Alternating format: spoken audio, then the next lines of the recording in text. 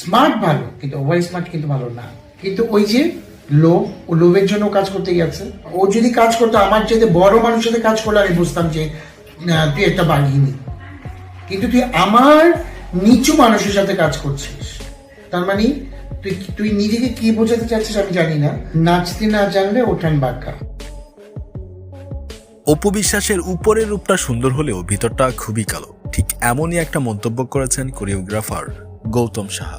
তিনি বলেন, অপু বিশ্বাস একজন লোভী মহিলা, যা তার ক্যারিয়ার ধ্বংস করতে যথেষ্ট। কথায় আছে লোভে পাপ, পাপে মৃত্যু।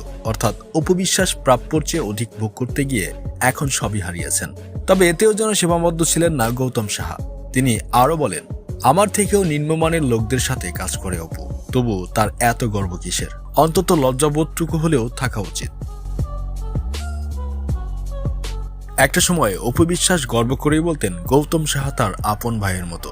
তার সুখে দুঃখে সবসময় ভাইকে তিনি পাশে পান।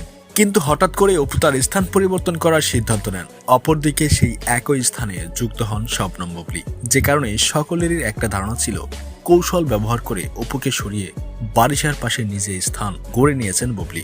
কিন্তু সেই ধারণা পুরোপুরি পাল্টে দিয়েছেন কোরিওগ্রাফার গৌতম সাহা।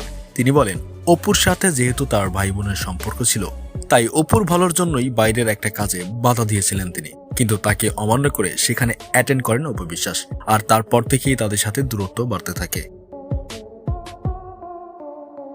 অপরদিকে অপু জানিয়েছেন, বারিশার কর্মক্ষেত্র সম্পূর্ণই ব্যাকডেটেড, তাই কাজের মান বাড়িয়ে তুলতেই স্থান পরিবর্তন করেছেন তিনি।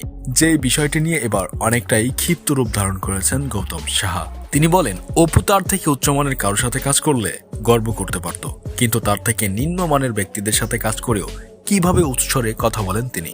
একটা মানুষের অন্তত সাধারণ সেন্সটুকু থাকা প্রয়োজন।